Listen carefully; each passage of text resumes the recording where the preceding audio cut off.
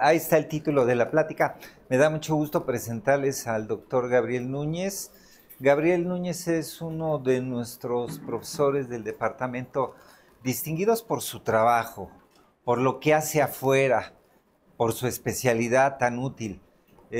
Las charlas que organizamos para esta Semana de las Matemáticas, todas tienen que ver.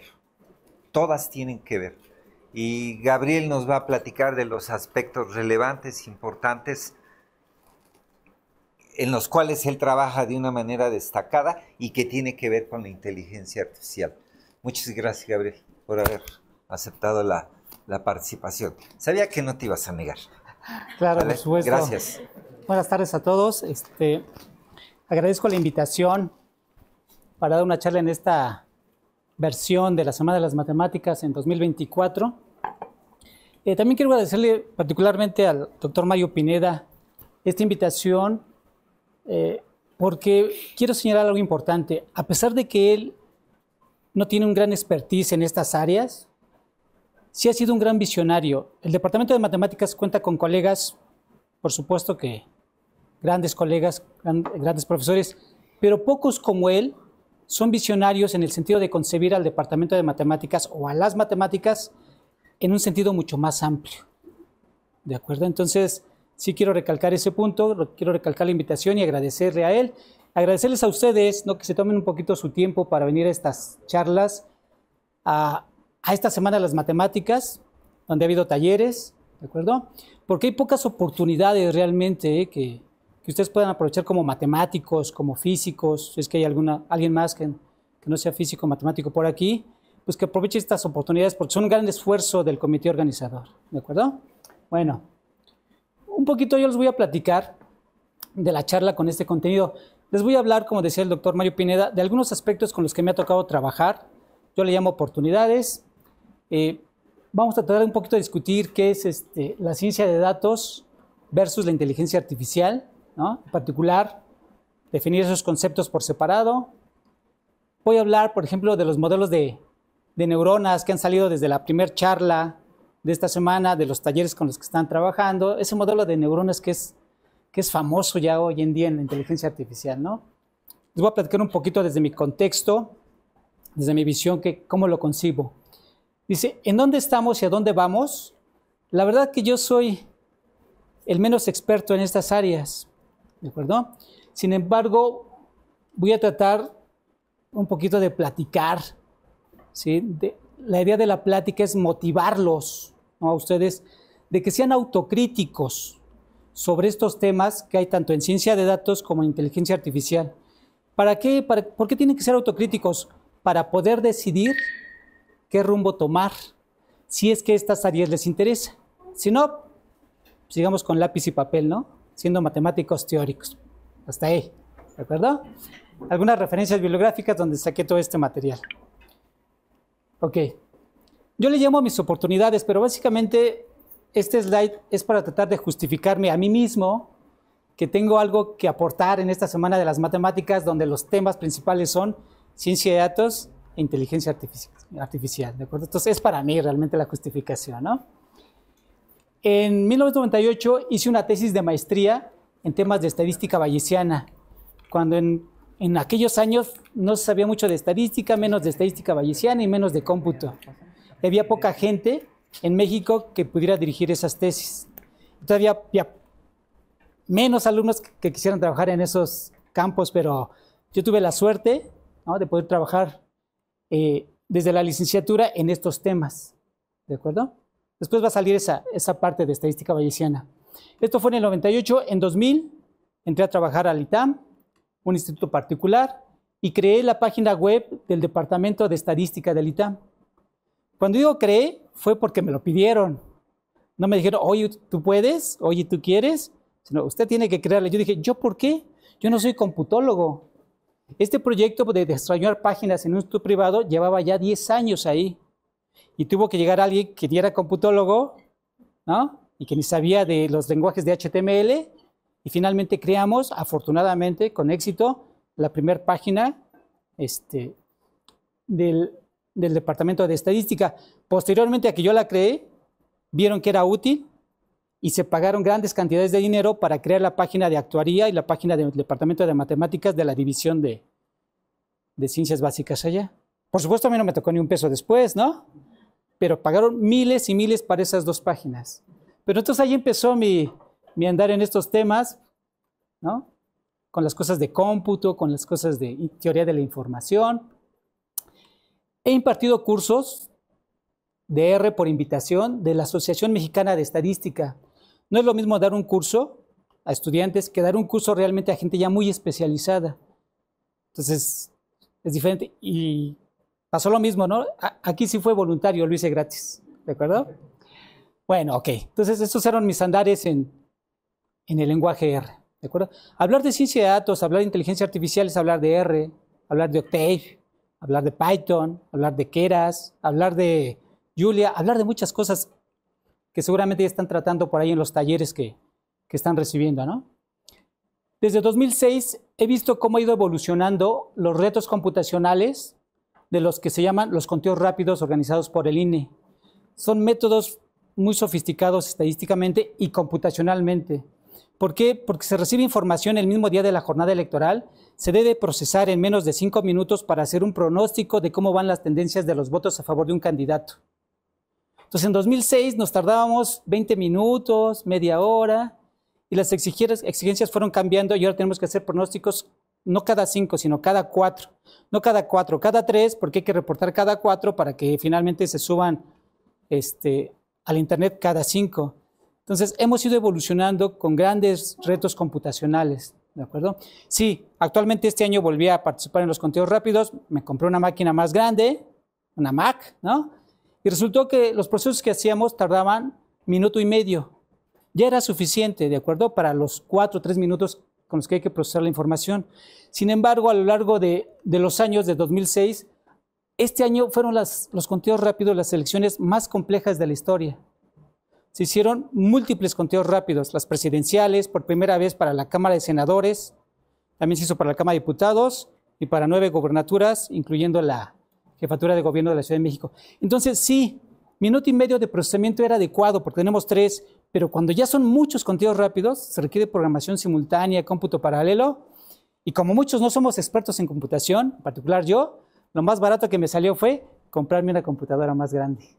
Pero de alguna manera hay que resolver el problema, ¿no? No, pues yo no tengo los 50,000 pesos. Ah, pues mejor estudio cómputo paralelo. Lo que pueda, ¿no? Pero hay que resolver el problema. Bueno, entonces las cosas han ido cambiando por necesidad y porque la tecnología también ha ido cambiando, ha ido evolucionando. Nos presentan retos complicados cada día. Obtuve un doctorado en matemáticas con orientación en estadística bayesiana aquí en la UAM Iztapalapa. ¿De acuerdo? Eso es un comercial nada más. En 2017 fundé, junto con el doctor Héctor Morales Bárcenas, del Departamento de Matemáticas, el grupo de Ciencia de Datos de la División de CBI, aquí en la UAM Iztapalapa. Cuando llegué, la gente hacía cosas, pero estaban desperdigados en otros departamentos. Entonces yo dije, pues quiero conocerlos a todos y mi única oferta fue crear el grupo de Ciencia de Datos. En particular, aquí les dejo en la presentación este canal de YouTube. Están todos los seminarios que hemos impartido en el área de Ciencia de Datos, organizados por el grupo de Ciencia de Datos. ¿De acuerdo? Ahí pueden entrar y ver. Yo qué les puedo decir, no les puedo decir cosas fantásticas, ¿no? He dirigido tesis donde llegan alumnos de matemáticas y me dicen, profesor, pero yo sí quiero hacer matemáticas. Yo sí quiero hacer integrales. Una chica apenas matemática me dijo, yo quiero hacer el proyecto terminal sobre ciencia de datos, problemas de clasificación, pero quiero hacer matemáticas, no estadística, quiero hacer integrales. Digo, bueno, pues vamos a hacer clasificación, dice, bayesiana. La chica terminó diciendo, así como, oiga, profesor, ya es mucho, ¿no? ¿Quieren o no quieren? ¿De acuerdo? Ok, bueno. Está otro sitio, aquí está este sitio, es el sitio que yo creé del propio grupo, ¿de acuerdo? Ahí tenemos las tesis que hemos dirigido, el material que está por ahí, las ideas que tenemos, etcétera, etcétera. Échenle un ojito. En particular, hace 2 años, con el profesor Oscar Yáñez, quien está impartiendo el curso de Python desde cero y que actualmente forma parte del grupo de Ciencia de Datos, hace 2 años compramos, con el apoyo de la división, con el apoyo del departamento, una máquina chiquita, ¿no? Una computadora. No era un servidor, sin embargo, esa computadora la pusimos a disposición de los alumnos, de los tesistas. No podemos ofrecer mucho, pero sí al menos 20, 30 usuarios, y colocamos esa pequeña máquina en la rectoría de unidad. Entonces, desde ahí, a través de una cuenta, se puede accesar. A ver si podemos, a ver si no nos repela el internet. Ahí está, mire.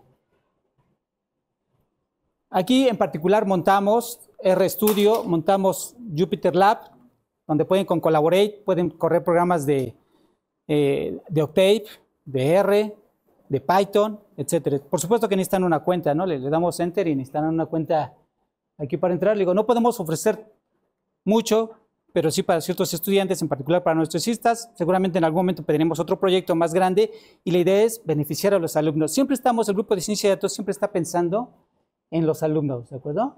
En ustedes.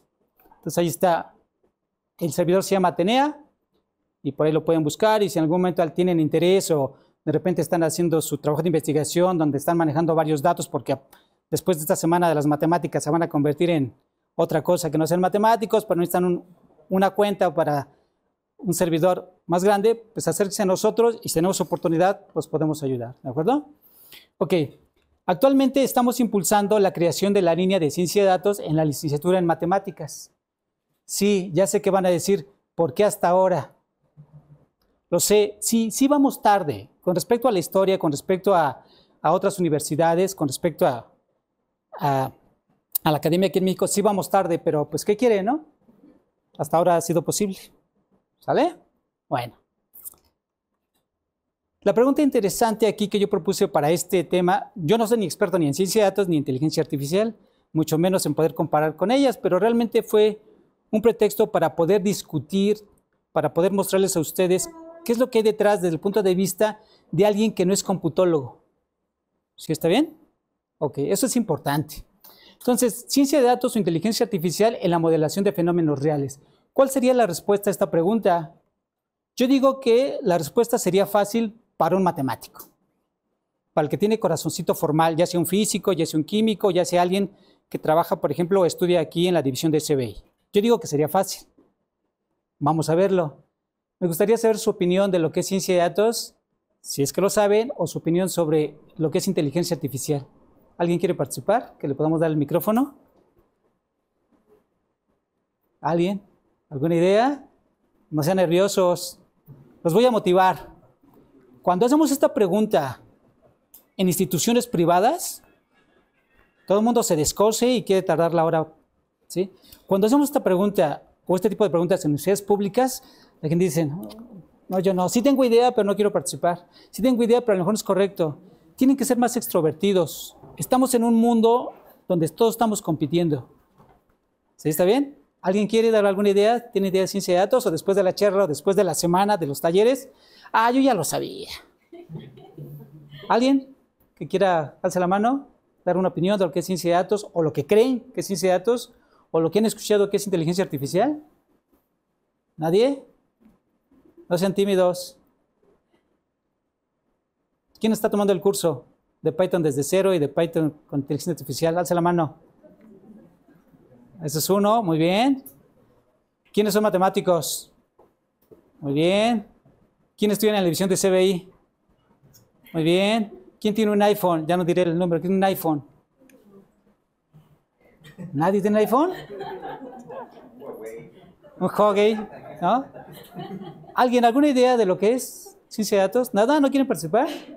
¿Seguros? A ver, ahí está el micrófono.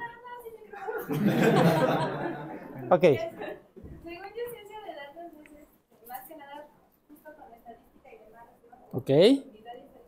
La inteligencia es para la recolección de esos datos, pero no necesariamente. Es que no sé. Ah, ok, muy bien. Tenemos algo de idea, ¿no? De acuerdo, seguramente han escuchado por ahí, ahora con el internet y las redes sociales, seguramente tienen algo de idea y después de esta semana de las matemáticas seguro que tendrán más idea. Bueno, aquí la respuesta es fácil. ¿Qué usamos? ¿Ciencia de datos o inteligencia artificial para resolver los problemas reales? Es muy fácil para el matemático la respuesta, porque el matemático tiene un formalismo natural. Y antes de decirnos cuál es mejor o cuál se debe aplicar para modelar un fenómeno real, el matemático tiene, y es muy natural, aunque ustedes no lo crean, después de que termine la carrera, o seguramente es, primero hay que definir qué es ciencia de datos. primero hay que definir qué es inteligencia artificial y seguramente después de manera natural sabremos cuál es la diferencia o cómo contrastarlas o cómo aplicarlas. Pero lo primero es definir algo y el matemático tiene eso en el fondo. Cuando uno tiene la definición de un teorema, lo que está haciendo realmente es establecer la definición de con qué va a trabajar. ¿Sí está bien? Entonces, vamos a tratar de definirlo un poquito. Sin embargo, yo les recomiendo, estuve estudiando, revisando varios material, esta página de los servicios web de Amazon. Todo el mundo ha escuchado de Amazon, tiene cantidad de cosas, ¿no? De servicios en la nube. Es una página, ahí trae una gran discusión desde el punto de vista de una empresa multinacional. No es una empresa académica, pero tiene una visión y trae lo que para ellos es ciencia de datos, lo que es inteligencia artificial, y trae un comparativo de lo que es ciencia de datos contra inteligencia artificial. Pero ojo, quedamos que debemos ser críticos. Ese es el enfoque de una empresa de cierto tipo. Pero sí, es la información. No, los servicios no. Ciertos servicios sí son gratuitos, pero ya cuando uno quiere mayor especialización, entonces sí hay que pagar. Pero la información ahí, me encantó esa página, ¿de acuerdo? Entonces les recomiendo que la visiten. Bueno, generalmente no me gusta poner tanto texto en las presentaciones, voy en contra de eso, pero pues ni modo, ¿no? Esta es mi primera vez y espero que sea la última de poner tanto texto. Vamos a tratar de definir qué es ciencia de datos y qué es inteligencia artificial, pero en particular ahorita me gustaría como que un contraste todavía, ¿no? Y en particular hace un par de semanas nos visitó el doctor Juan Vargas, y que dio una charla aquí en el Seminario de Ciencia de Datos, invitado por el director de división. El doctor Juan Vargas va a dar un diplomado auspiciado por la Facultad de Ciencias de la UNAM y ha invitado a ciertas personas de la UAM para participar. Invitado en el sentido de que los no socorridos tienen que pagar 22,000, 27,000 por ese diplomado. ¿De acuerdo? Entonces, aquí los talleres que se están dando son gratis, las conferencias son gratis. Ese diplomado cuesta 27,000 pesos. Pero bueno, vino, la verdad, este colega mexicano, coahuilense, que ha trabajado para Google en Estados Unidos y para muchas empresas, y me dediqué a buscar unas citas y me parecieron importantes, por eso puse todo esto y quisiera resaltar algunos aspectos de lo que dice. Dice, la inteligencia artificial generativa, y eso nos lleva a que hay muchas inteligencias artificiales. ¿Cuáles sabemos? Yo no sé ninguna, yo resulta que hay muchas. La inteligencia artificial generativa y la ciencia de datos son el resultado de varias décadas de investigación y desarrollo. No nacieron hace 10 años. Sí, yo sé que aquí apenas estamos tratando pero no nacieron ni ayer ni hace 10 años. ¿De acuerdo? Es el trabajo de décadas de investigación y desarrollo. Los recientes avances en estas disciplinas representan vastas repercusiones como las que tuvo la invención de la imprenta en su momento, la revolución industrial, la energía eléctrica, los automóviles, la aviación, la radio, la televisión, las vacunas, las computadoras, el internet, etc.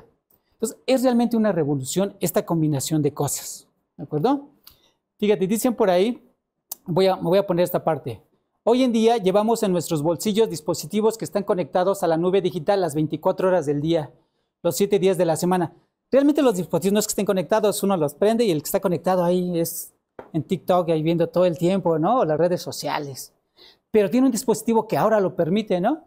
Ok, dice, enviando datos en la nube donde es necesario realizar nuevos tipos de análisis. Eso es lo importante para el matemático de hoy en día. Con datos de gran escala, de gran cantidad en magnitud y niveles de seguridad nunca antes vistos. Podemos ahora manejar la banca desde el teléfono. Hay gente que todavía tiene así, yo no le puedo meter mis 5 pesos ahí, pero se puede ahora, ¿de acuerdo? Administrar los recursos financieros desde los celulares. La ciencia y la ingeniería se han convertido en esfuerzos multidisciplinarios, unificando la teoría, el modelado, la experimentación y la simulación. Y esto va para ustedes que están ahorita estudiando una carrera, estudiando una maestría. Estando bien orquestadas, estas interacciones sinérgicas abren oportunidades de innovación para quienes entienden la oportunidad y están preparados para emprender el reto. Hay gente que en matemáticas, estamos hablando de los matemáticos, de los de corazoncito matemático que estamos en CBI, hay gente que no entiende la oportunidad.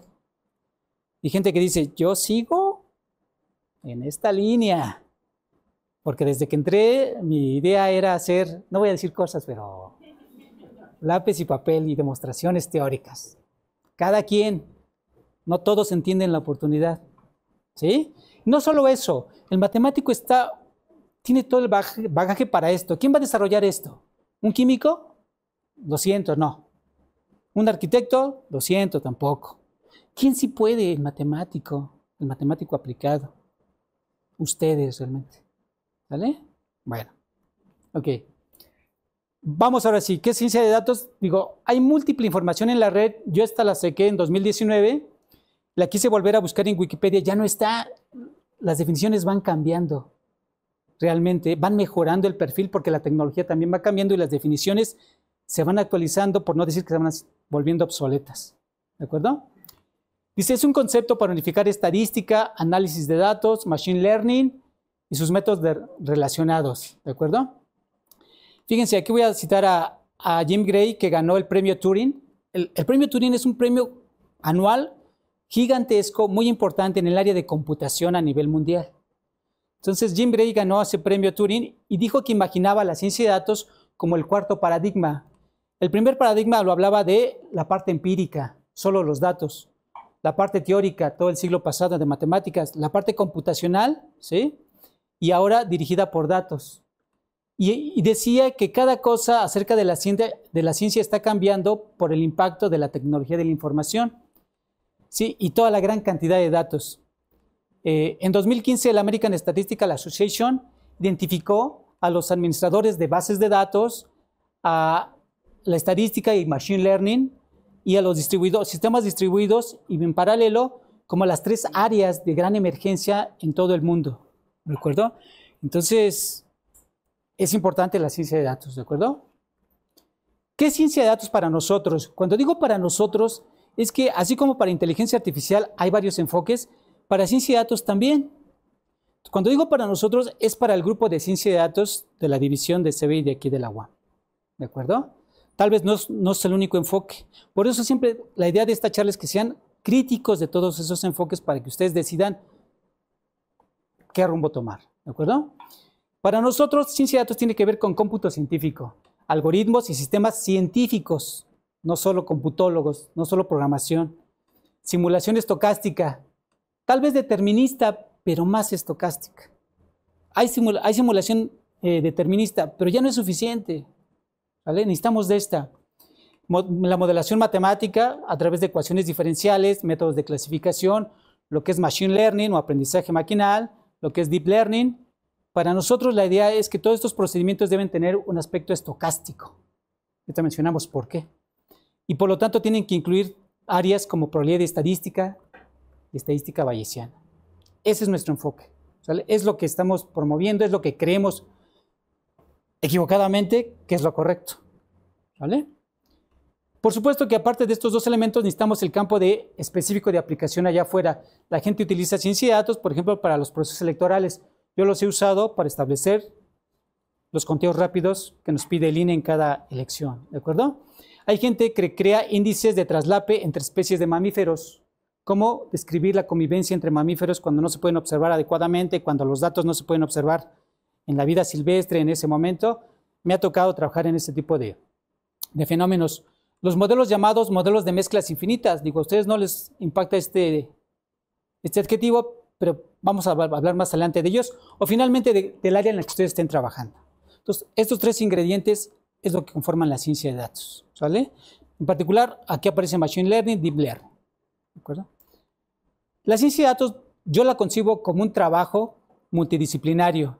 Tiene que haber gente que trabaje, por ejemplo, en Machine Learning, que trabaje en optimización, en modelación matemática, en cómputo paralelo, en programación, que son cosas distintas.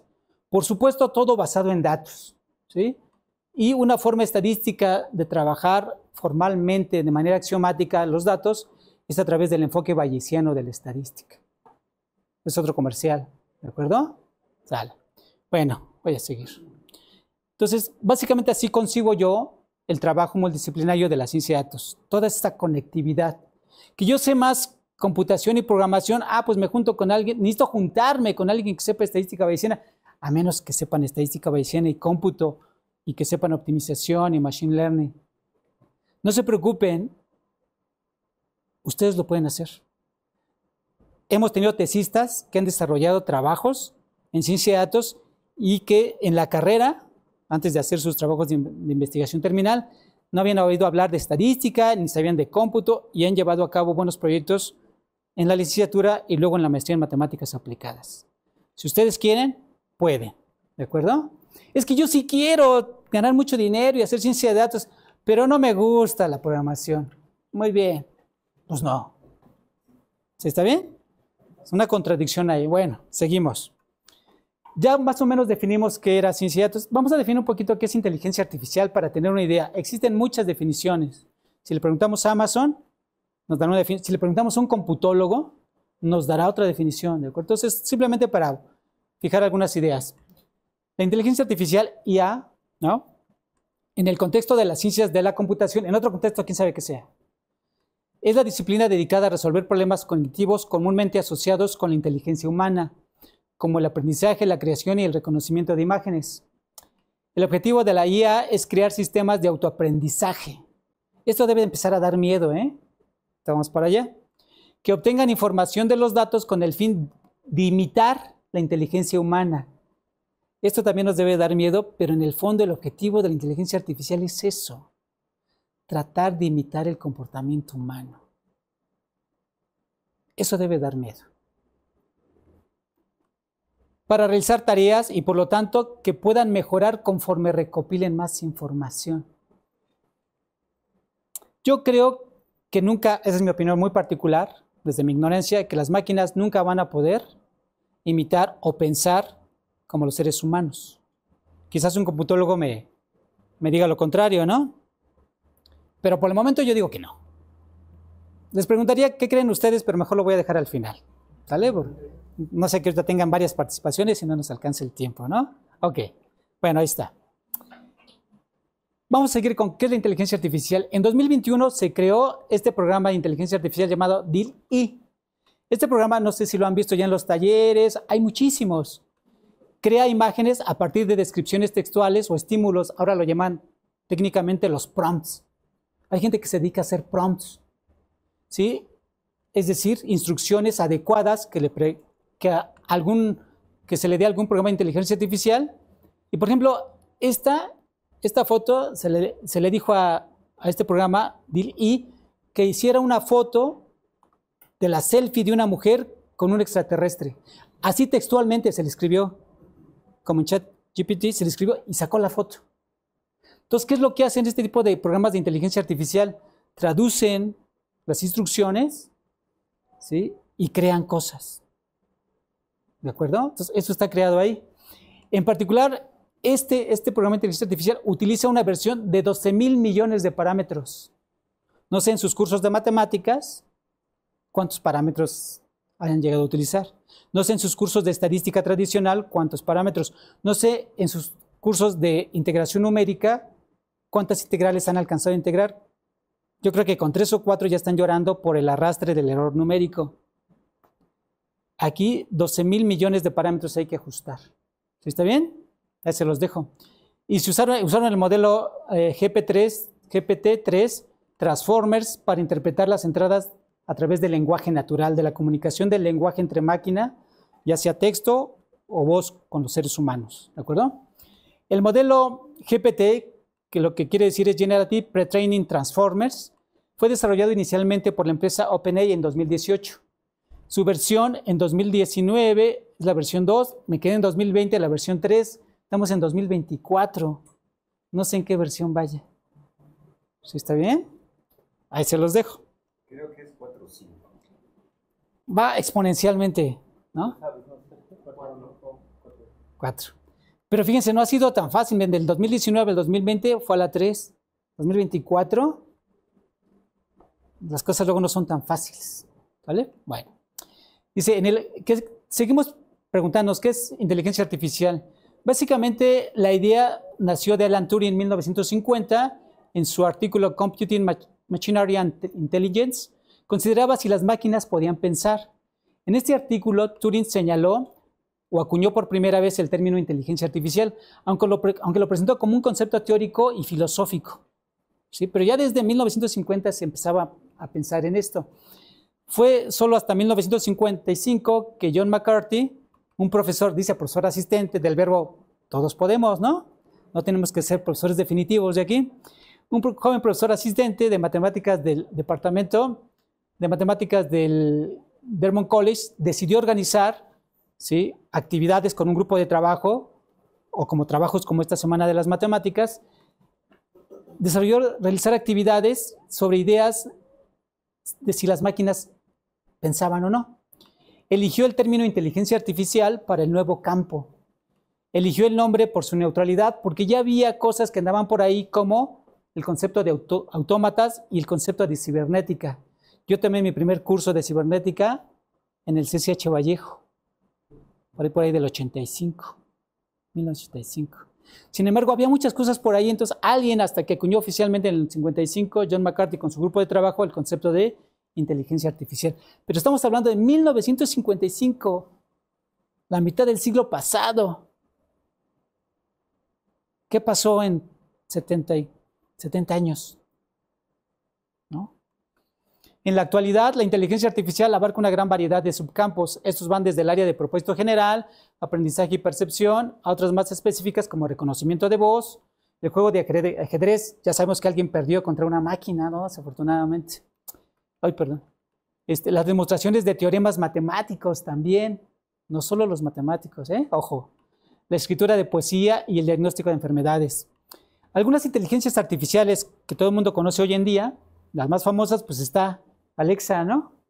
Alexa, hazte la tarea para mañana que no hice, ¿no? Siri, demuestra el teorema que me tocó en clase, ¿no? Gemini, ¿no? Por supuesto, los traductores automáticos como el traductor de Google, DeepL, los chatbots, el más famoso es ChatGPT. Eso es una inteligencia artificial. Creadores de arte, como aquellos del Midjourney, ya les platiqué de DALL-E, Leonardo, Stable Diffusion, incluso la conducción de vehículos autónomos como el autopilot de Tesla. Estamos inundados ya de cosas de inteligencia artificial. ¿Quién puede contribuir a esto? Les quiero platicar, por ejemplo, de la doctora Claudia Rangel Escareño. Yo me ausenté casi año y medio aquí de la UAM porque hice mi periodo sabático en el Instituto Nacional de Medicina Genómica, trabajando con ella. Tiene una maestría y un doctorado en la Universidad de Claremont, Graduate, en California. Tiene un postdoc en el Departamento de Biología Molecular, Computacional y Bioinformática de la Universidad de California. En 2006 regresó al Instituto Nacional de Medicina Genómica, donde desarrolló cómputo intensivo en probabilidad y estadística para aplicaciones en genómica y biología molecular. La gente que ha escuchado por ahí de la parte de genómica sabe que son bases de datos gigantescas. Cuando llegué y me dio el primer archivo, lo quise leer en R y dijo R, ¿yo por qué? Tardó 2 minutos y no lo pudo abrir. Era tan grande la base de datos que ni siquiera la abrió. El procesamiento se hizo interno a través del sistema operativo y ya lo pudo lanzar, pero ni siquiera lo abre. Son cosas ya fantásticas ahí. Entonces, la doctora ha desarrollado cómputo intensivo en probabilidad estadística para poder trabajar con el genoma humano. Actualmente trabaja en modelación probabilística de modelos de espacio, de estados, de series de tiempo genómicas. ¿Qué tiene que ver la doctora Claudia Rangel Escareño con ustedes? Por supuesto que tiene que ver con ciencia de datos e inteligencia artificial, pero ¿qué tiene que ver con el matemático de la UAM Iztapalapa? Ella es egresada de aquí. Matemática de la licenciatura en matemáticas de la UAM Iztapalapa. Es decir, sí se puede. Si ustedes están en un camino y quieren cambiar al otro, siempre se puede. Tienen las bases para poder hacer lo que ustedes quieran. ¿Sale? Este es un ejemplo nada más. Me tocó la fortuna de poder platicar, de trabajar con ella un poco. ¿Vale? Cuando me dijo que era de aquí, digo, wow. ¿No? El papel del matemático hoy en día. Sí, yo sé que ustedes quieren muchas cosas, pero si esto les interesa, pues ni modo. La doctora Claudia Rangel Escareño nos muestra un ejemplo, pero en general es así. Hay que empezar a estudiar cosas de estadística bayesiana, redes neuronales, modelos de mezclas infinitas, procedimientos de remuestreo estocástico como el Bootstrap, el Jackknife, validación cruzada, etcétera, etcétera. Métodos de cómputo intensivo. Si no saben programar de manera intensiva, adecuadamente, desde el punto de vista en programación paralela, si no lo saben, pues ni modo se van a tener que conseguir un amigo, una novia que sí sepa y que no les cobre, o si les cobra, que les cobre poco. Pero al menos tienen que tener idea, ¿de acuerdo? Para poder comunicarse. cosas de método intensivo, modelos de series de tiempo, cosas de dependencia, las interrelaciones que son el pan de cada día de las redes neuronales. Y ya después a lo que ustedes se quieran dedicar, a problemas de genómica, como la doctora Claudia Rangel, a reconocimiento de patrones, como el doctor Oscar Yáñez, que trabaja mucho en reconocimiento de patrones, análisis de imágenes. Tenemos alumnos egresados de la MACMAI, de la Maestría en Matemáticas Aplicadas, que trabaja en la detección de fraudes fiscales y bancarios para el SAT. Y usan ciencia de datos, inteligencia artificial al perfil más bajo, pero ya lo usan para eso. ¿De acuerdo? ¿Alguna pregunta hasta aquí? ¿Comentario? ¿Nada?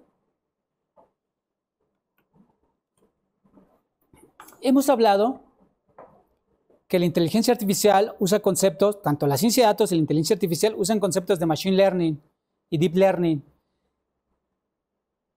¿Qué hay detrás de machine learning y deep learning? El corazón de machine learning y deep learning, el corazón, son las redes neuronales. ¿Sí está bien? Pero antes de llegar a eso, hablemos un poquito entonces de lo que es machine learning. Deep learning, ya vieron al doctor Joaquín Delgado el lunes de todo lo que es deep learning. Hablemos un poquito en términos generales de lo que es machine learning, deep learning y del corazón, que son las redes neuronales. ¿De acuerdo? Hay muchos enfoques, bueno, solo dos, para estudiar ciencia de datos o inteligencia artificial, y en particular en machine learning. Hay dos enfoques. Yo les voy a hablar de uno. El doctor Kevin Murphy tiene un par de libros. Este libro es Machine Learning, un enfoque probabilístico. Y tiene otro que es temas avanzados de Machine Learning. ¿Sí? Ok. Entonces, este autor es fantástico. Hay algunos otros autores que son fantásticos también, como el libro de Bishop.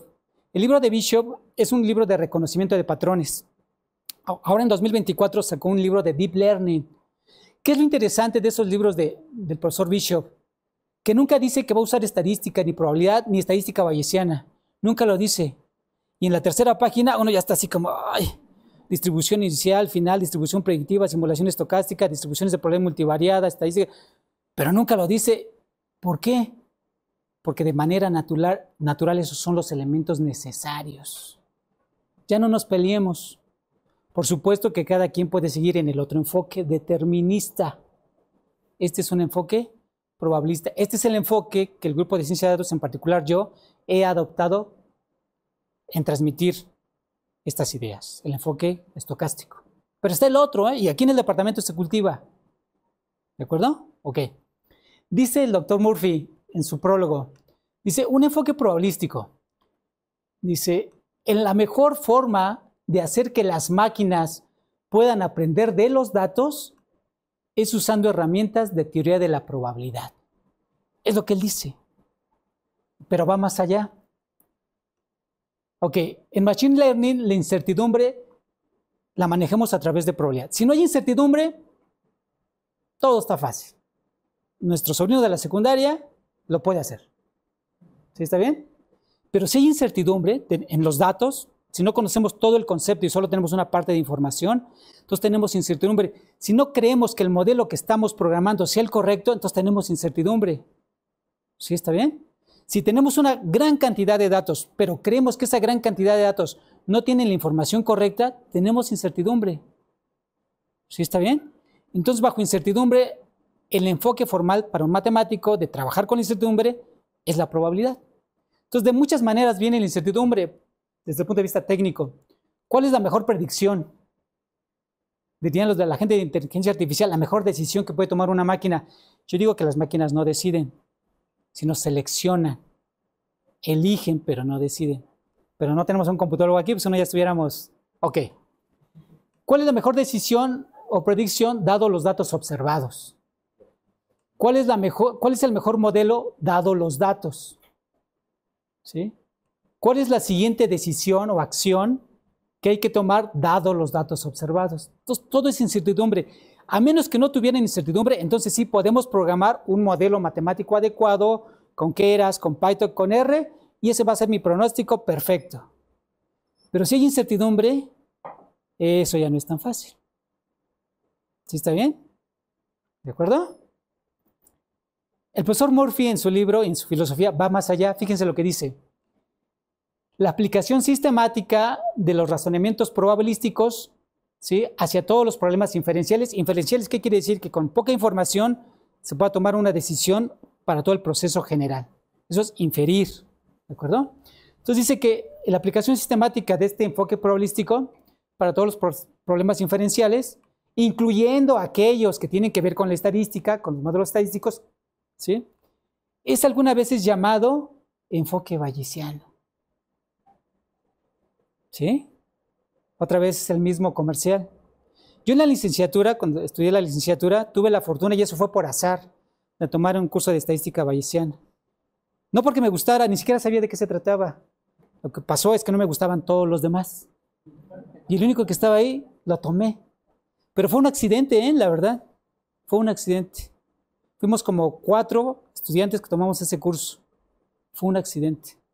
Ustedes ya no tienen ese accidente. Ustedes tienen una gran cantidad de información aquí en la UAM, en Internet. Ustedes ya deciden qué quieren y hasta dónde quieren llegar y qué requieren para llegar a donde quieren.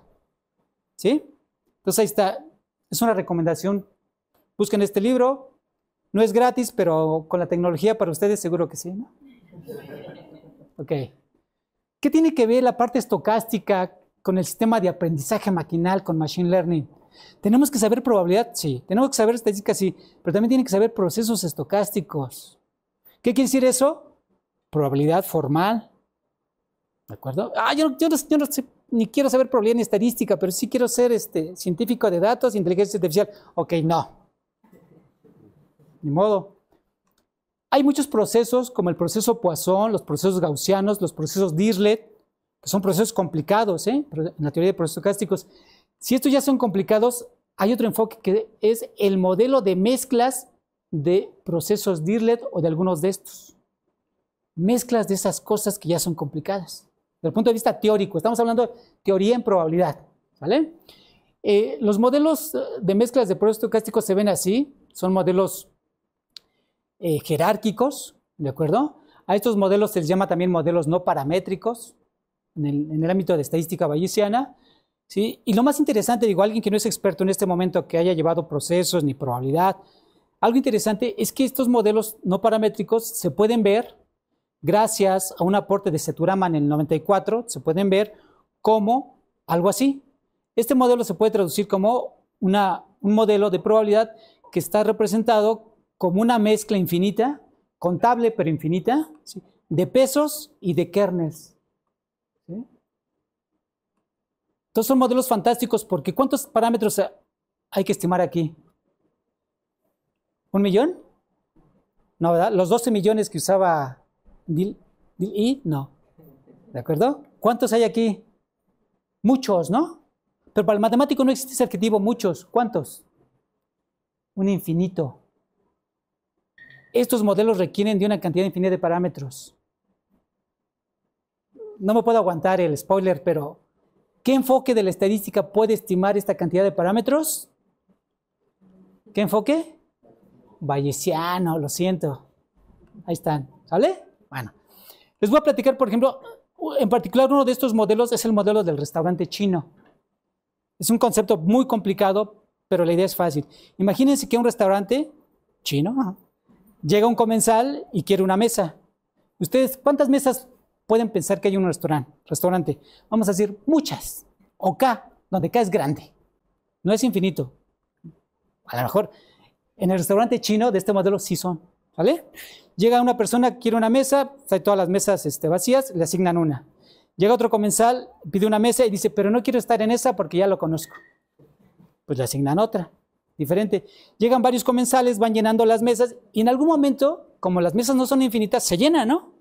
¿Qué pasa si llega otro comensal? ¿Dónde lo ponen? Y dice, ya están llenas, no es que no quiera. ¿Dónde lo ponen? Alce la mano a quien quiera participar fuerte y claro. ¿Dónde lo ponen? Lo pueden correr, pero no es eso. ¿Dónde lo ponen? ¿Dónde lo sientan? ¿Qué es lo que hacen para resolver ese problema? Viene. Ya las mesas están llenas. Es similar como al problema del hotel infinito, ¿no? Se ponen en la primera mesa y todos los demás se recorren una porque precisamente son infinitas. No, pero en este caso vamos a pensar que todavía no son infinitas. Son muchas, pero finitas. ¿Dónde lo ponen si todas ya están llenas? Exacto. La respuesta es tienen que poner otra nueva mesa. Y ese enfoque, solo ese enfoque en el que el modelo matemático, son modelos matemáticos que le da la capacidad de poner otra mesa, que es este modelo de restaurante chino, está aquí. Ah, ya clasificaste esta imagen en tantas cosas y no resultó esa categorización correcta. Invéntate otra categoría que no estaba concebida en las M clases que originalmente estaban definidas por el modelo de inteligencia artificial. ¿Quién da respuesta a eso? Los procesos estocásticos. ¿Quién da respuesta a eso? Los modelos de mezclas de procesos Dirichlet. ¿Quién da respuesta a eso? Ya lo propusimos, ahora ¿quién nos dice cuáles son los pesos y cuáles son las mesas? La estadística bayesiana. Parecía importante estimar los 12 millones de parámetros de la inteligencia artificial de DIL y este puede estimar 1 millón de parámetros. Yo les preguntaré ahorita, pero no quiero que me contesten. ¿Con cuál se queda? Es spoiler, mensaje comercial. Ahí se los dejo. Un poquito la idea, preparando esta charla, se me ocurrió presentarles una película, a mí me impactó en mi juventud. Robocop, seguramente es una película de la cual no han oído hablar, porque cuando se lanzó en 1987, prácticamente ninguno de ustedes había nacido. ¿De acuerdo? Entonces, es una película de acción y ciencia ficción estadounidense, dirigida por Paul Verhoeven, escrita por Edward Neumer y Michel Miner. Esta película es una de las películas muy galardonadas. Recibió las mejores críticas. La gente decía que era la mejor película de ciencia ficción, ¿sí? En los 80s, ¿de acuerdo? Aquí está el Robocop, ¿no? Toda una historia fantástica, etcétera, y etcétera. Por el tipo no se las voy a platicar, les invito a que por ahí la bajen. No es gratis, pero otra vez la pueden accesar, ¿no? Después hubo secuelas, Robocop 2, malísima, Robocop 3, peor. La 1 es fantástica, ¿sí? Después, en 2014, hubo un reboot de esta película, ¿de acuerdo? Aquí les dejo dos ligas, nada más voy a presentar una para que vean, a ver si el internet nos los permite. Estamos hablando de inteligencia artificial, de ciencia de datos, y resulta que no podemos proyectar ni un video, ¿no? Nada más un pequeño pedacito.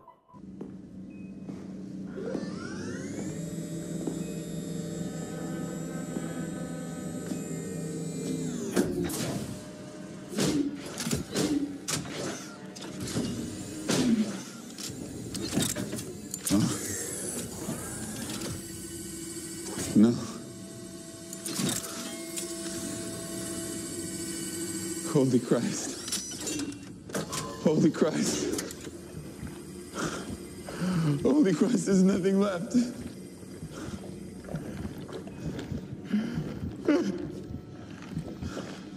Your body may have gone, but you're still here.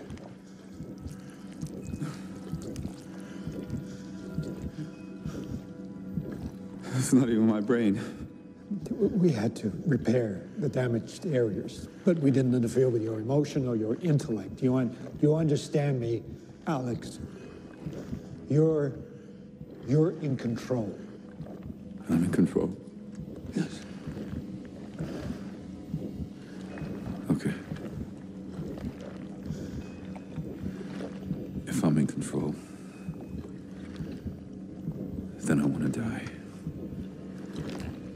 Just unplug whatever it is keeping me alive and end this nightmare. Now say I did that, which is a doctor Hasta ahí, ¿no? must be Okay. impossible for me. But say I Un poco la idea es realmente lo que aspira la inteligencia artificial. No se ha podido, ¿no? No se ha podido realmente, pero aquí la película lo que muestra es que un gran salto sería como que, en lugar de ir en línea recta, tratar de como que hacer una coexistencia entre una parte del cerebro humano y la parte de inteligencia artificial desde el punto de vista computacional. Digo, en la película se muestra que este robot ya puede actuar, ¿no? Puede caminar, correr, interactuar con los seres humanos. De hecho, es un policía de Detroit, se ambienta en el viejo Detroit de los 70s, etc. Pero no solo está esto, sino la película muestra que este robot, ¿no? O esta inteligencia artificial puede hacer varias actividades interactuando ya con los seres humanos. ¿De acuerdo? Lo dejo en el otro link, o pues si quieren traten de Echar un vistazo a la película, ¿no? Ahí abajo se ve cómo interactúa el robot haciendo otras actividades, ¿vale? Por el tiempo no lo vamos a saltar. Las redes neuronales decíamos que es el corazón de Machine Learning, aún más es el corazón de Deep Learning. ¿De acuerdo? Entonces quiero Machine Learning, hay que estudiar redes neuronales. Las redes neuronales artificiales han revolucionado la inteligencia artificial al permitir la creación de sistemas capaces de aprender y mejorar con la experiencia. A terror. Actualmente resultan muy interesantes porque pueden procesar grandes cantidades de datos de manera rápida y eficiente. Y esto resulta especialmente útil en aplicaciones como el reconocimiento de imágenes, donde la red neuronal puede procesar millones de imágenes en cuestión de segundos para identificar patrones y características importantes. Lo siento, pero es mi corazoncito. Este puede procesar millones. Quizás una red neuronal bayesiana pueda procesar más que eso. Ya, está ahí. Ok. En general, las redes neuronales artificiales son un concepto, son un modelo matemático, la verdad. En el fondo nosotros estamos ahí, ustedes están ahí. Son un modelo matemático que tiene varias representaciones. Esta es una representación muy básica, pero que realmente tiene nodos que representan neuronas y que tienen aristas o sinapsis que representan las conexiones entre las neuronas. Y la idea es que tienen una entrada o muchas entradas, datos, imágenes, sonido, lo que sea, ¿de acuerdo? Entonces tienen varias capas que se llaman, conformadas por grupos de neuronas o nodos, les llaman capas ocultas.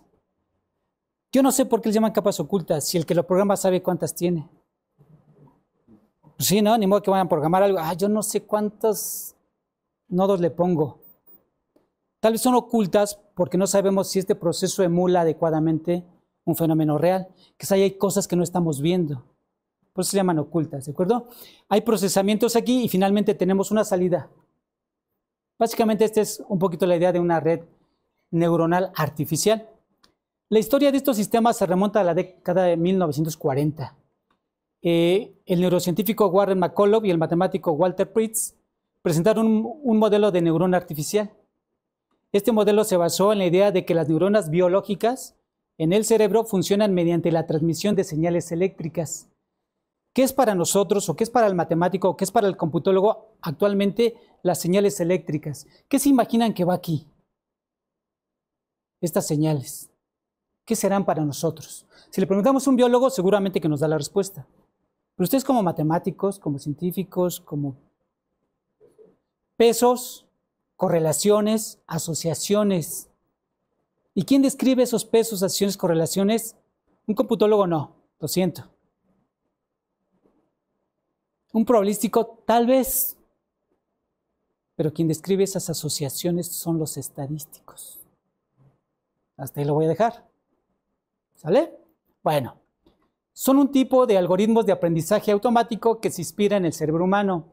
Aunque pueden parecer complejas, las redes neuronales se componen de estructuras y componentes básicos que trabajan juntos para procesar información y producir una salida.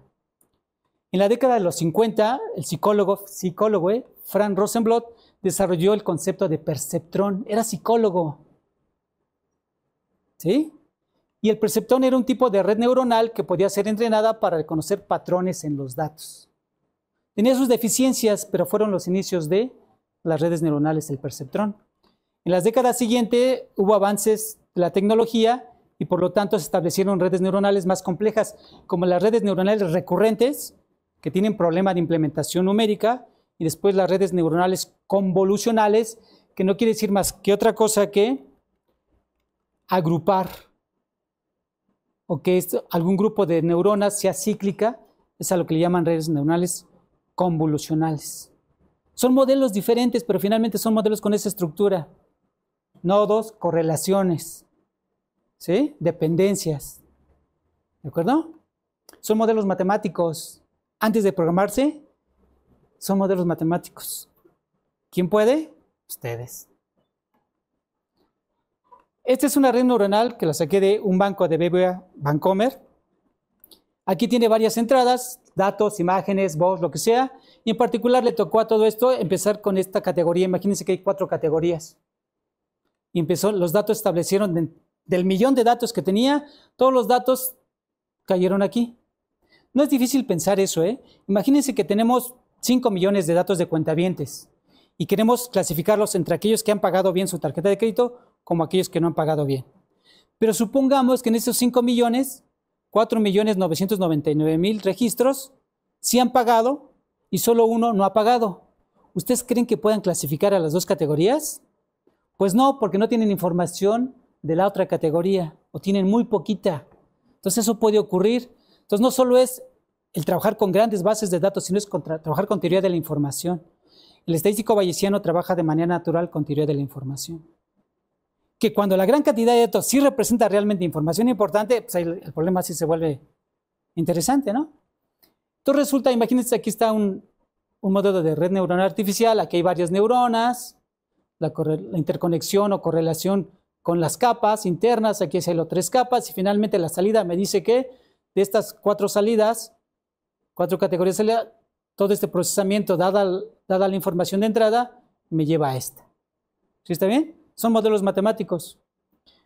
Una pregunta interesante, yo les decía al principio de la charla, quiero que sean autocríticos para saber hacia dónde van, hacia dónde se dirigen. Tienen que empezar a pensar así. Aquí ya hablamos de las redes neuronales, Deep Learning, Machine Learning. Pregunta, ¿cuántas capas le ponemos al modelo, porque es un modelo matemático, para que pueda resolver el problema real? ¿Cuántas capas le ponemos? ¿2 o 3? La gente que ha seguido la charla de ayer, la de antier, la que está en los de, ¿cuántas capas le ponemos a una red neuronal? Por lo menos 2. Ok, por lo menos 2. Esa es una salida muy buena, ¿no? Pero el matemático, ¿cuántas? Por lo menos 2 pueden ser 50,000, 12 millones o 3. O 2, por lo menos. ¿Cuántas le ponemos? Es una pregunta importante, ¿no? Si le ponemos por lo menos 2 del verbo 2, está más fácil modelarla, programarla, que si le ponemos 12 millones. Entonces es importante decidir cuántas capas. Es importante decidir cuántas capas son suficientes para poder resolver el problema real que tengo enfrente. Es un problema que hay que identificar cuántas capas. ¿No? Pues luego con Keras, pero Keras nada más ocupa 100, yo necesito 150. ¿Y qué hago? Pues le pongo 100 porque no hay. ¿Cuántas capas? Entonces hay que ser autocríticos. ¿Cuántos nodos? Aquí hay 3 capas. ¿Cuántos nodos en cada capa? Yo los voy a ir empujando. ¿Cuántos nodos? ¿Cuántos nodos les gustaría?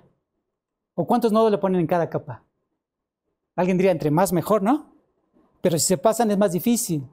Los suficientes, los mínimos, que puedan resolver el problema real. ¿Vale? ¿Cuál es el peso? Ya habíamos dicho que todo es interconexión, correlaciones. ¿Cuál es el peso para que se active de aquí para acá y de aquí para acá? ¿Cuál es el peso? Desde el punto de vista biológico, ¿cuál es el peso de esa sinapsis? ¿Quién da los pesos? Si ustedes me dan los pesos, si ustedes me dan el número de capas ocultas, si ustedes me dan el número de neuronas, yo la programo. Aunque no sé programar, pero yo lo hago. Esa es la parte fácil. Si ustedes me dan todo eso, o le digo a Keras, que lo haga. Pregunta, ¿quién les va a decir a ustedes la respuesta a estos? Lo voy a decir con todo respeto, Un computólogo no. Un matemático no necesariamente. Ahí les dejo. Ok, la entrada puede representar infinidad de datos. Cada vector de estos puede ser transportado de voz a un vector de datos, de imágenes a un vector de píxeles. Todo tiene que ser procesado, ¿vale? Entonces imagínense que la entrada tiene vectores multidimensionales. ¿Cuál es la salida? Pues básicamente la salida está representada por modelos matemáticos, donde vean esto, miren. Se prende esta, un 1, si la combinación de pesos, cada uno de estos pesos, por la combinación de todas las neuronas NJs, me llevan por este caminito. Entonces, marco 1. Si no, marcaría 2. Se prende esta neurona o esta o esta. Las salidas. ¿Sí está bien? Pregunta, ¿quién da los pesos? ¿Quién da esta estructura? Por ahí hay términos técnicos en redes neuronales, ¿no? Como las funciones de activación. ¿Quién permite pasar de una neurona a otra y cómo? Pues esta combinación lineal, pero puede ser una función de esta combinación lineal. ¿Quién nos da la combinación lineal? ¿Quién dice que esta combinación lineal es la adecuada? Pues puede ser una combinación no lineal, ¿no? Una combinación logarítmica. La gente de redes neuronales, computólogos, dice, es que la función de activación debe ser una función sigmoide. Ok, sí, pero no la conozco. Ok, sí la conozco, pero ¿por qué esa? ¿Tiene que ser cuadrática? No sé. Y si esta combinación no es lineal ni cuadrática, o si lo es, esta se puede transformar a través de otra función G para que me reproduzca la activación del resultado final. ¿Qué función G? Si ustedes me dan las funciones de activación, la función G, la combinación lineal o cuadrática, el número de neuronas, las correlaciones, el número de capas, yo se las programo. ¿Quién les va a dar todos estos? Esa es la chamba de ustedes. ¿Sí está bien? Tienen que ser autocríticos. Bueno, es una parte matemática muy bonita porque ustedes lo pueden hacer. La pregunta es, ¿cuántas capas les gustaría tener? Ya no cuántas capas hay. ¿Cuántas capas les gustaría tener? Esa es más fácil la respuesta. ¿Cuántos nodos en cada capa les gustaría tener? Esa es más fácil contestar, ¿no? No cuántas deberían ser. ¿Cuántas les gustaría tener? ¿Cuántas neuronas les gustaría tener aquí, por ejemplo, en cada capa? Les voy a ayudar. 10, 1000, millones o infinito número de neuronas. ¿Cuál les gustaría tener? Si la pueden contestar. ¿Cuántas les gustaría? Rápido, se nos acaba el tiempo. No, digo, no escuchemos. Infinito, claro. ¿Por qué muchas? Si puedo tener infinito. Pues se las pongo. Imagínense una red neuronal que en cada capa tenga una infinidad de neuronas. Eso no está en TensorFlow ni en Keras, ¿eh? Ahora imagínense cuántas capas. Pregunta, ¿cuántas capas les gustaría tener? ¿Cuántas? ¿Muchas? ¿Cuántas? Infinitas. Les gustaría, digo, a lo mejor es más complicado programarlas. Pero ¿cuántas nos gustaría ser capaz de poder procesar? No tener límite, ¿no? Entonces imagínense que aquí hay también infinidad. ¿Qué creen? Estas cosas se producen a través de modelos de mezclas infinitas. Y un concepto de cópulas, que es un concepto de probabilidad estadística, cada una de estas es un modelo infinito. Cada una de las entradas de la cópula es una de estas. Lo siento, se los avisé desde antes, se los dije. El enfoque bayesiano de redes permite hacer eso, al menos teóricamente. Computacionalmente está en proceso, pero seguramente en un par de años eso va a ser de manera natural. Por eso creemos, desde el grupo de ciencia de datos en particular, que este debe ser el enfoque correcto. Cuando se tiene una gran cantidad de información en la entrada, millones de datos, finalmente la historia final va a ser la misma que si solo se usara pura computación, sin probabilidad estadística. Pues por supuesto, cuando yo pueda observar todo el proceso real, hay que pronosticar las señales, unos y ceros, unos y ceros. Y si realmente veo que todos son unos, pues el pronóstico, ¿cuál es? Pues unos. Pero si ya sé yo todo el proceso, pero si solo voy viendo pedacitos muy grandes, este enfoque lo permite. Ya casi termino. ¿En dónde estamos y a dónde vamos? Ya les dije dónde estamos. ¿Dónde están ustedes? ¿Qué quieren? ¿Qué necesitan? ¿A dónde vamos? Depende de lo que ustedes decidan. Este es muy chiquito, creo que es de 1 minuto. Sure thing.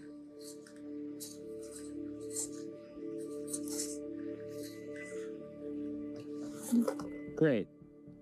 Can you explain why you did what you just did while you pick up this trash? On it. So I gave you the apple because it's the only edible item I could provide you with from the table.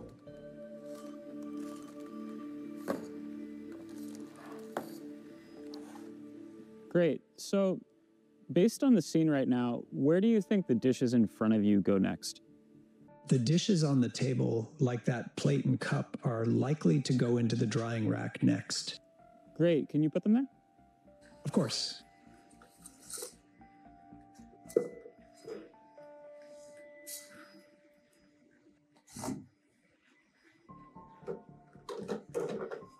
All right. So, how do you think you did? I think I did pretty well. The apple found its new owner, the trash is gone, and the tableware is right where it belongs. I agree. Thanks, Figure One. You're welcome. If there's anything else you need help with, just let me know.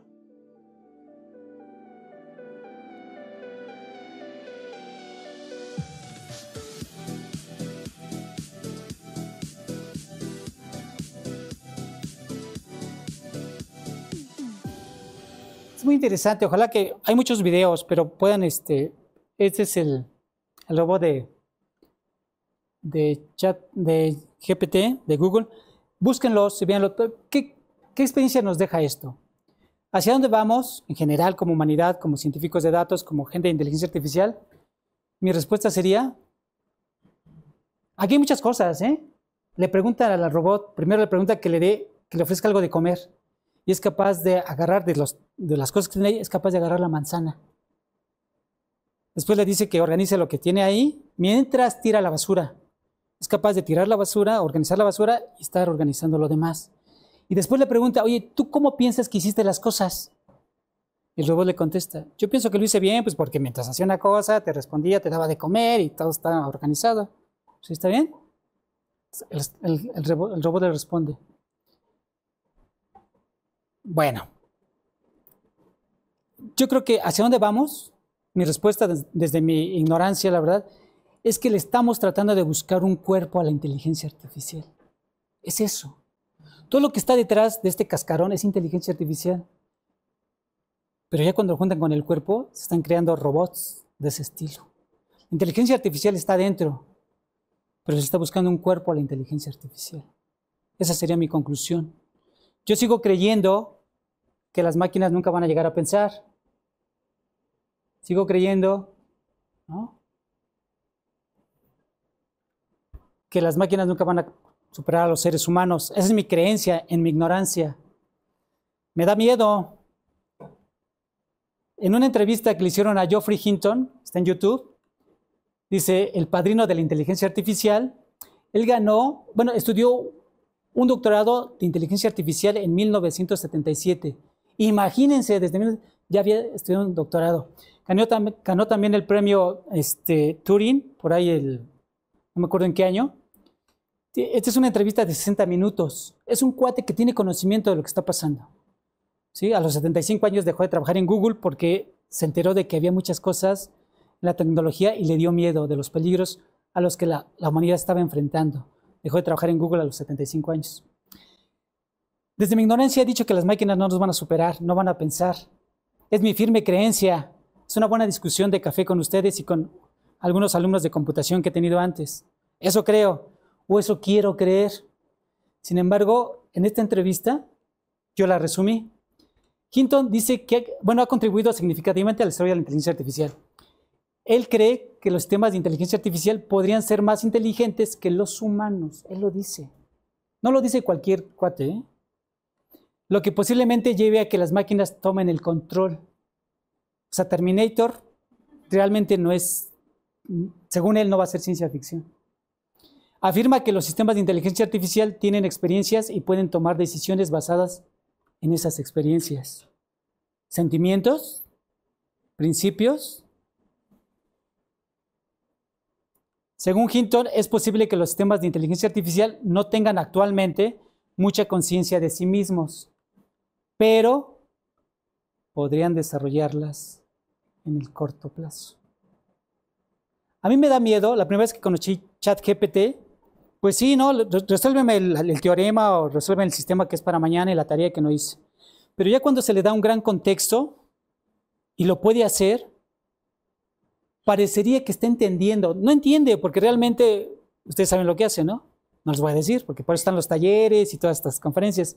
Pero cuando le dan todo un contexto de redacción y lo resuelve, parecería ser que realmente lo tradujo, lo entendió y están dando una explicación.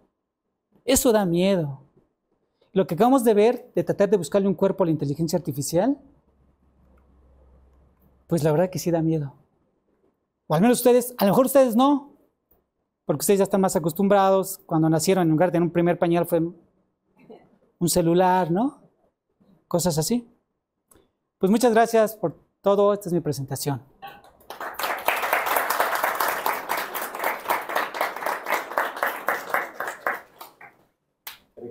Preguntas. Ahora que está aquí Gabriel, a ver, aprovechen. ¿No hay preguntas? Adelante.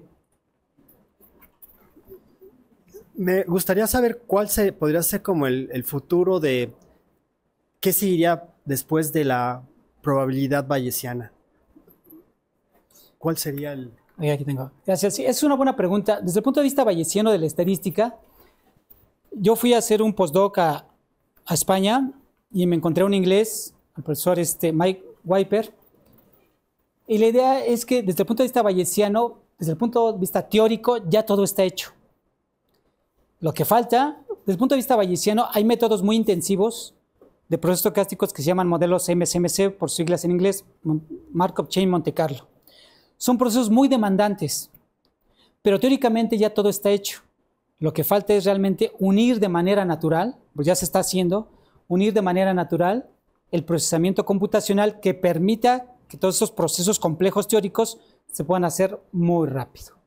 Ese es el siguiente paso. Ya se está trabajando en eso, pero ese es el siguiente paso, hacer la conexión natural de toda la parte teórica, toda la parte de simulación estocástica, hacerla a través de cómputo paralelo, usando toda la maquinaria actual de tecnología para poder hacer. Yo creo que en eso ya estamos, pero hay que afinarlo y ese es el paso que sigue. El poder implementar una infinidad de capas en una red neuronal y en cada capa y poder implementar una infinidad de neuronas. La teoría ya está, ¿sí? Ya está trabajando en eso, pero todavía no se tiene esa capacidad de procesamiento. Yo creo que vamos para allá. Por acá, un micrófono.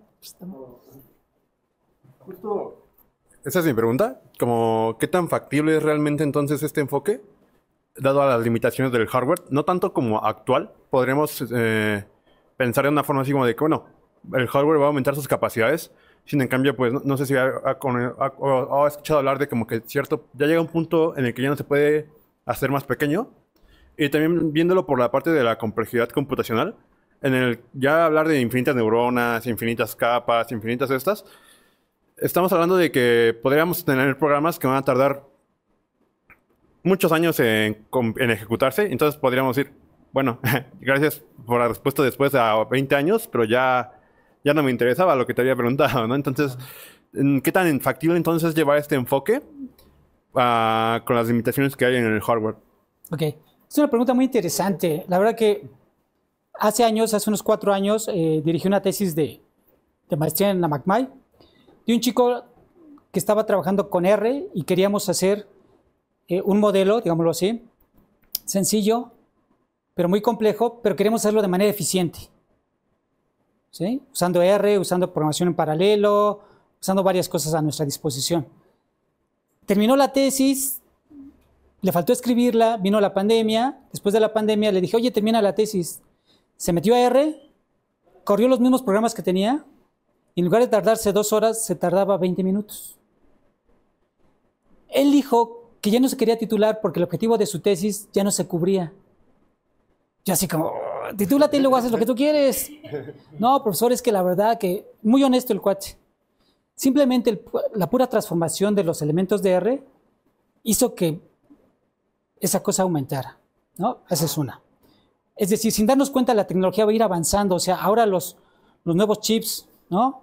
La computadora que me compré, que la bueno, amablemente me ofreció, me puedo comprar, de Mac, tienen ya los nuevos chips, ¿no? 3, generación M3, ¿no? Ok.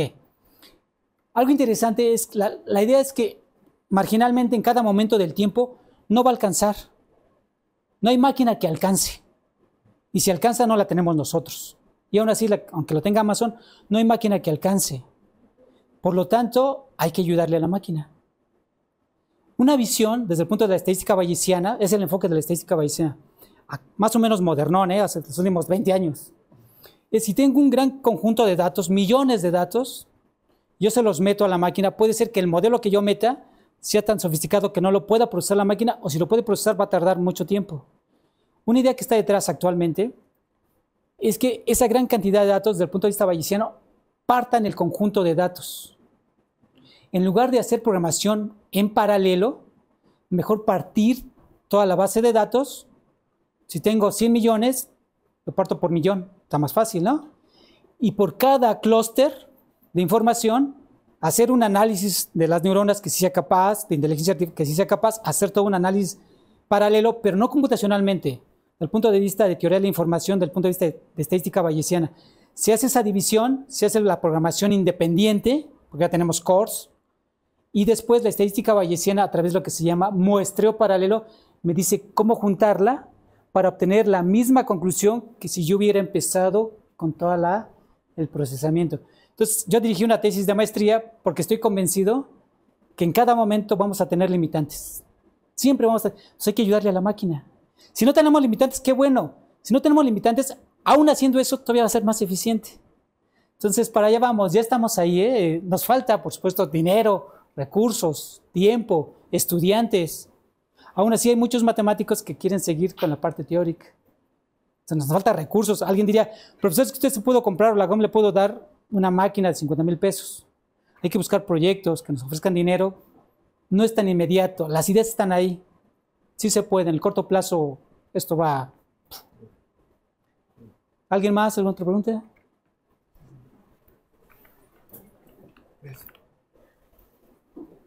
Yo quiero hacer por acá. Comentarios. 3 comentarios. A ver. El primero es acerca de la estadística. Yo creo que cuando hablas de ciencia de datos, estás hablando de cosas serias, cantidades importantes de datos. De otra forma, pues yo creo que hasta la estadística básica elemental te resuelve un problema de una moda, un promedio, etc.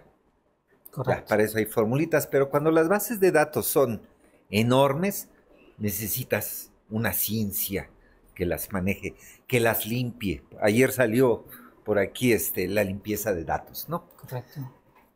Más o menos históricamente, ¿en qué momento se da cuenta la estadística que así, que ya no puede manejar bases grandes? ¿En qué momento? Esa es mi primera impresión. ¿Te las has hecho todas? Sí, ya vas.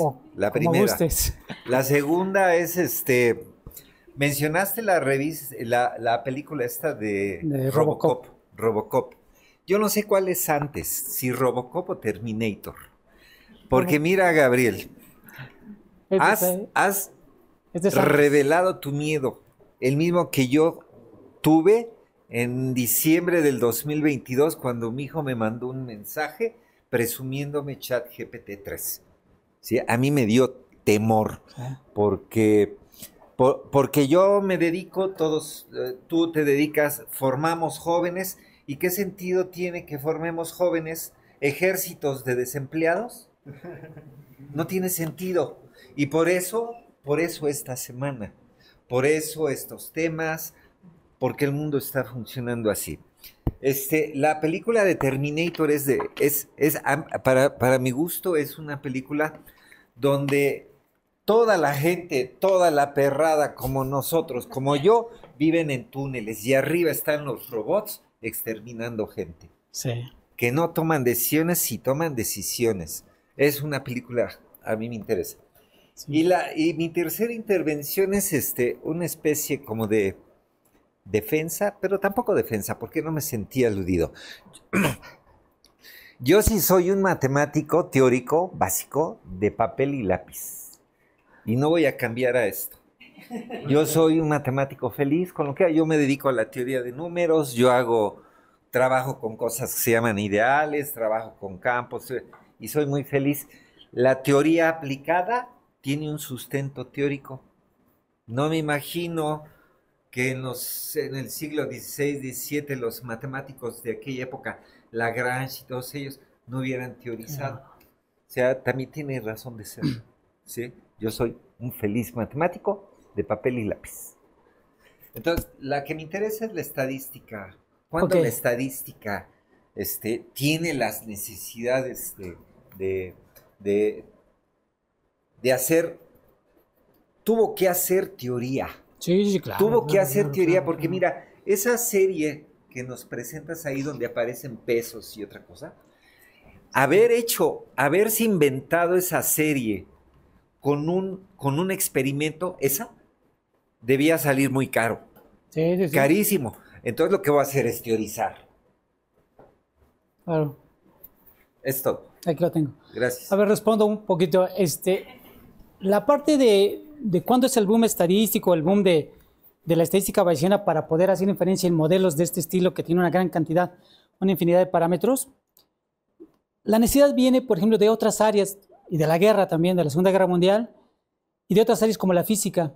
En 1980 físicos estaban tratando de estudiar, por ejemplo, la compresión de un gas en una estructura. Entonces lo que querían ver es en cuántas dimensiones el gas ejercía presión.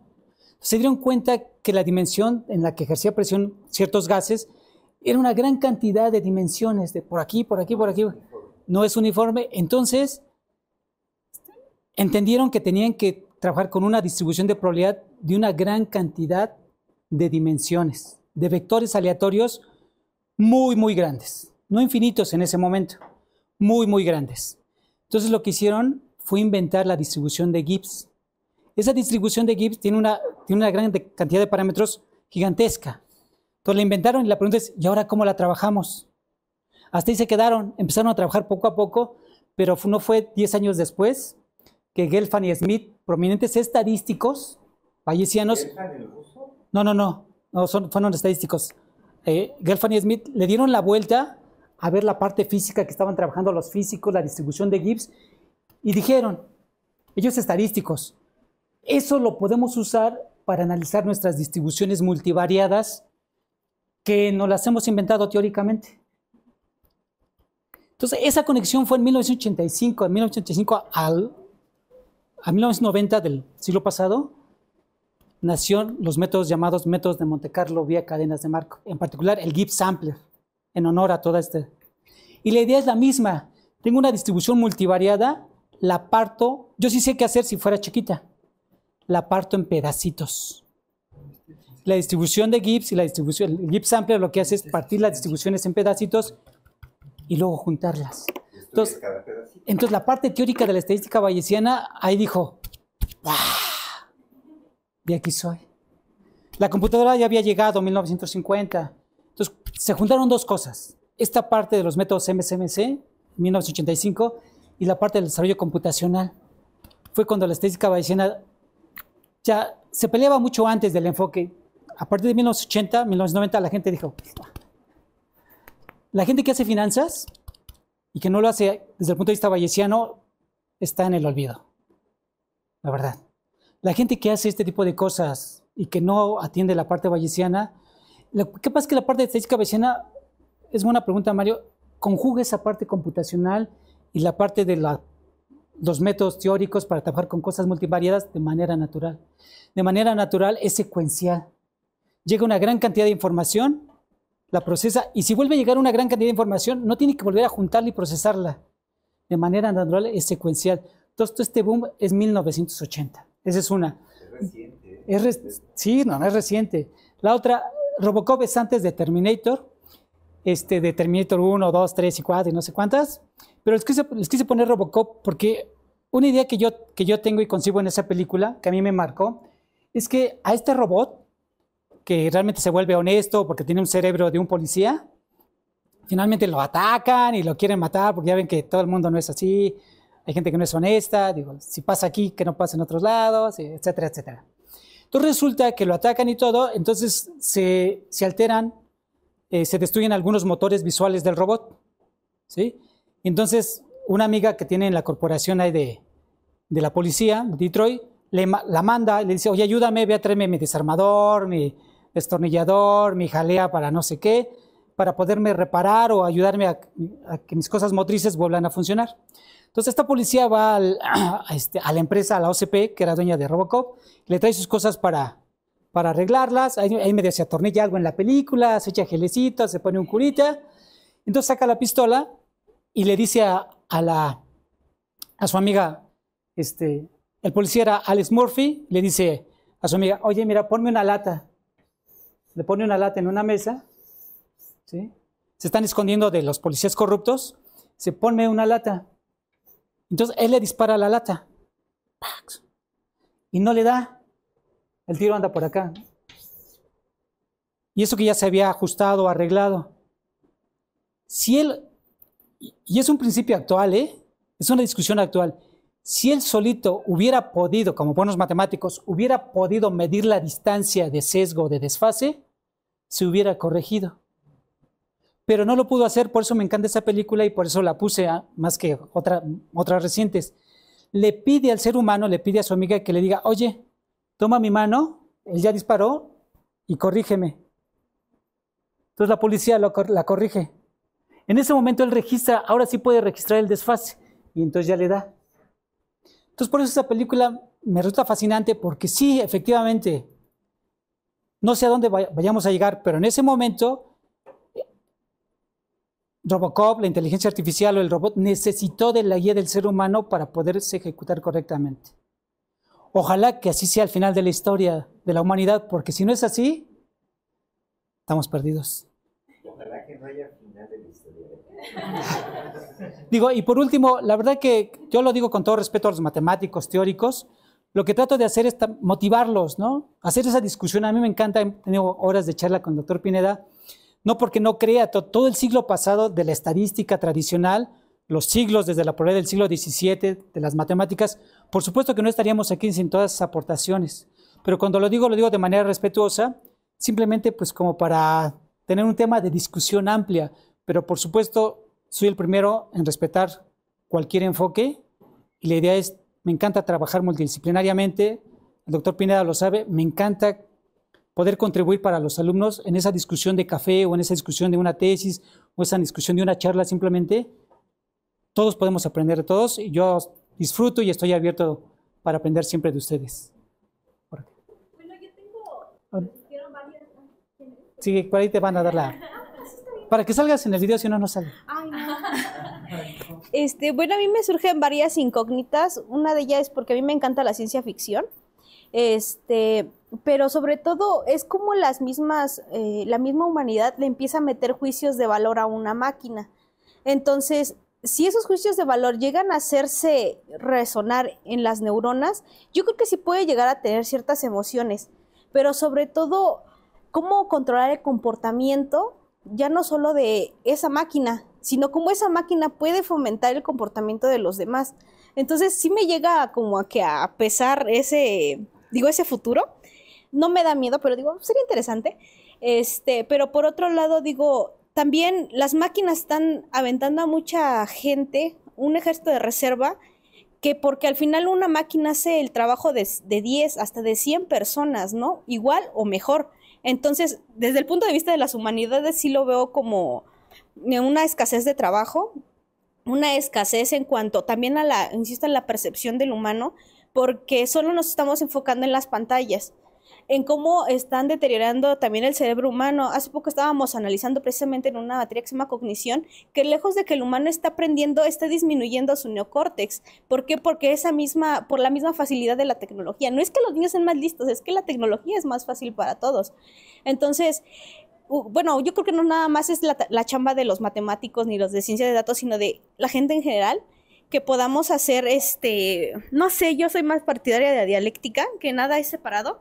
Entonces, pues que podamos hacer esa tarea en conjunto, ¿no? Para que el humano viva bien y la inteligencia artificial sea una ayuda, sí, no no un sesgo, no una separación donde las máquinas por un lado, la inteligencia artificial en este caso, y el humano del otro, ¿no? Que estemos compitiendo para ver, pues en el caso del humano que coma, ¿no? Y en el caso de la inteligencia artificial, que supla al humano para hacer su trabajo. Sí, tienes mucha razón. ¿Cuál es tu nombre? Reina. Reina, tienes mucha razón. Hay muchas clasificaciones de inteligencia artificial. En general se dice que hay 2. Yo desde mi ignorancia diría 3, pensando en lo que tú dices, Reina. Una es el enfoque convencional, donde los estadísticos, los matemáticos, estamos ahí proponiendo modelos matemáticos de neuronas. Es el enfoque convencional de la inteligencia artificial, donde el matemático puede aportar, donde el estadístico. Y el otro enfoque es el enfoque computacional, el que trata de ir más allá, cerebro-computadora, la sinapsis, etcétera. Yo diría que una tercera, y que generalmente no se maneja por ahí, es eso, realmente discutir los pros y los contras, la parte ética, que se está manejando ahora, realmente ya se empieza a decidir efectivamente si la inteligencia artificial va a beneficiar a los mismos grupos étnicos, a todos, cómo la sociedad va a poder tener principios éticos. Por supuesto, supongamos que una persona como ustedes, honesta, programa una máquina, seguramente esos principios honestos estarán ahí en esas directrices. Se puede, ¿no? Robocop tiene una directriz equivocada y que se la pone y dice, puedes hacer todo lo que tú quieras, menos 2 cosas, dañar a un ser humano y encarcelar o apresar a un director de la OCP. Cuando él quiere apresar al director porque ve que es corrupto y que está detrás de todo esto, pues empieza a tener problemas sinérgicos y ya no puede caminar y todo, porque tiene una directriz. Entonces, ese es el principio de a lo mejor sí se pueden programar, a lo mejor podemos pensar que podemos heredar, ¿no? Podemos pensar que podemos transmitir cierta parte de honestidad, de principios. La discusión interesante es, finalmente las máquinas podrán por sí solas tener principios. Yo digo que no. Una discusión que tuve con mi hijo, que está ahí en la Facultad de Ciencias, una discusión bonita, que yo decía, oye, ¿qué les platico a los chicos? Porque pues, van a querer algo interesante. Una discusión, y que es mi conclusión en la ignorancia, es que yo creo que las máquinas nunca van a llegar a pensar como los humanos, nunca van a llegar a sentir. Igual que el matemático, lo que empezamos, primero había que definir cómo piensa el ser humano, cómo siente, que ni siquiera yo me iba al espejo en las mañanas y digo, ¿tú quién eres? ¿No?